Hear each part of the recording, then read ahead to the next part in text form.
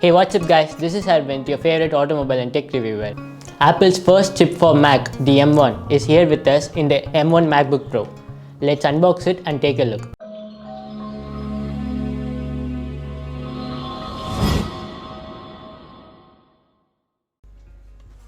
Unboxing the box, there is the front of MacBook printed on the box.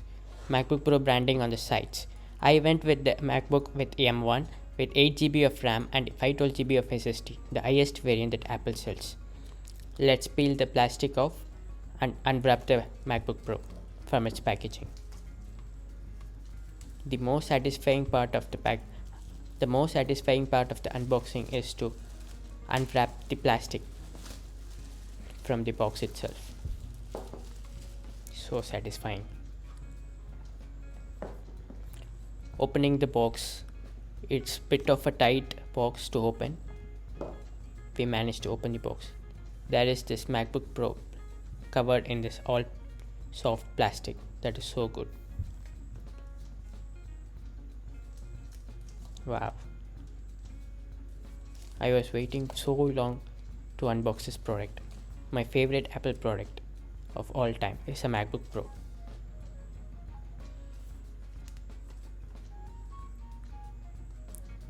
So there are some paperworks along with space gray Apple stickers.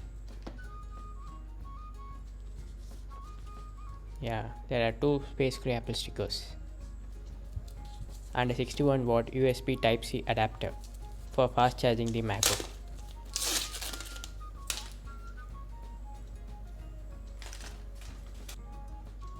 There is even Apple logo etched on the charger in case if you forget. There is also a USB Type-C to Type-C charging cable. Of course, MacBook Pro charges via Type-C.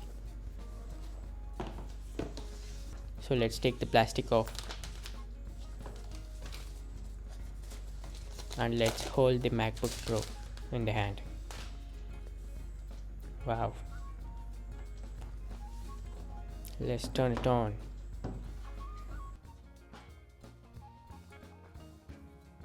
It turns on automatically. Let's take this plastic that covers the screen, and already the Apple logo has been put in. Wow. There is a touch bar and this is a keyboard with a huge trackpad. Let's set the MacBook and let's continue. So Apple didn't change the design of the MacBook Pro. It comes with the same beautiful professional design as its predecessor.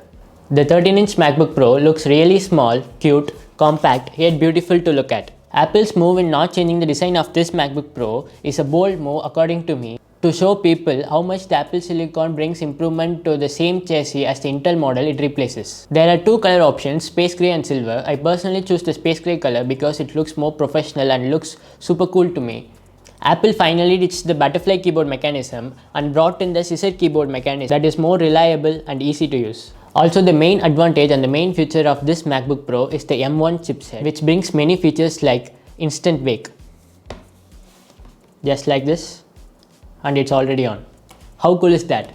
And also the best battery life on any Mac and on any laptop on the planet Earth right now.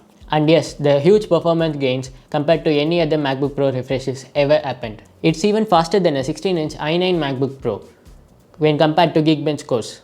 This M1 MacBook Pro boasts a jaw-dropping single-core score of 1700 in Geekbench, which is higher than any other Macs available right now.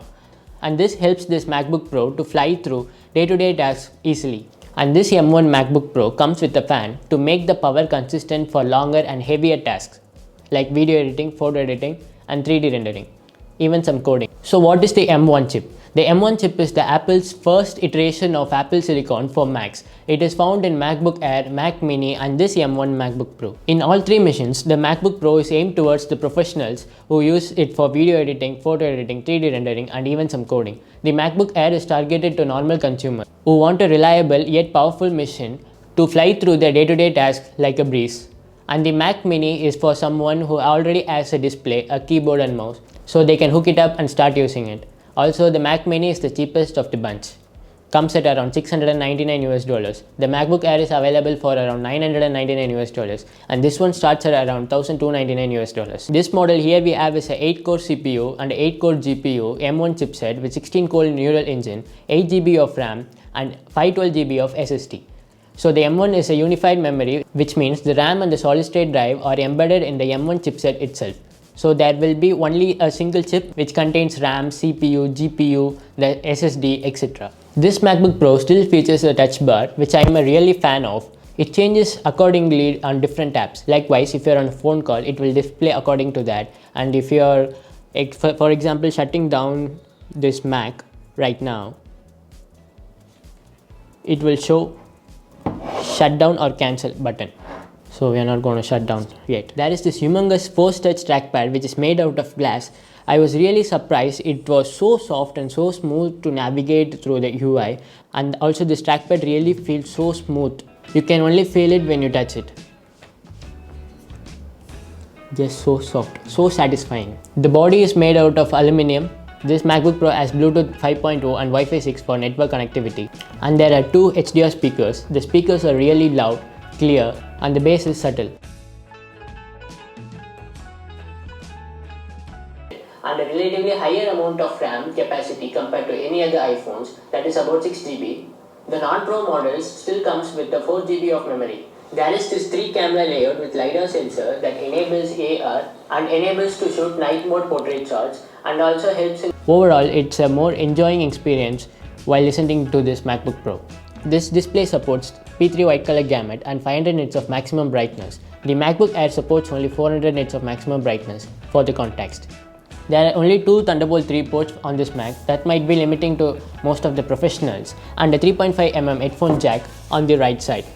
That's it. There are no extra USB-C ports on the right side. You can drive up to a single 6K display with this Thunderbolt port. There are no support for 2 external display options yet. Also, there are a lot of workarounds around the internet to get through the process. And yes, there are different customization options available on the Apple Store. Like you can customize the RAM from 8GB to 16GB for additional headroom. Actually, I went with the 8GB because I thought this Mac will be more than enough with the 8GB of RAM for my usage. And I went with the 512GB of SSD because I need a lot of storage while video editing. The cache files will be really high even for a smaller 10GB of 4K video file. And yes, this video is edited on the M1 MacBook Pro in Final Cut. So that's it for the unboxing and first impressions. Follow me on Instagram and Twitter. Comment down your questions on M1. And yes, subscribe to my channel and click the bell icon to get notified whenever I post awesome new videos. Thank you so much for watching. Let's create Spark.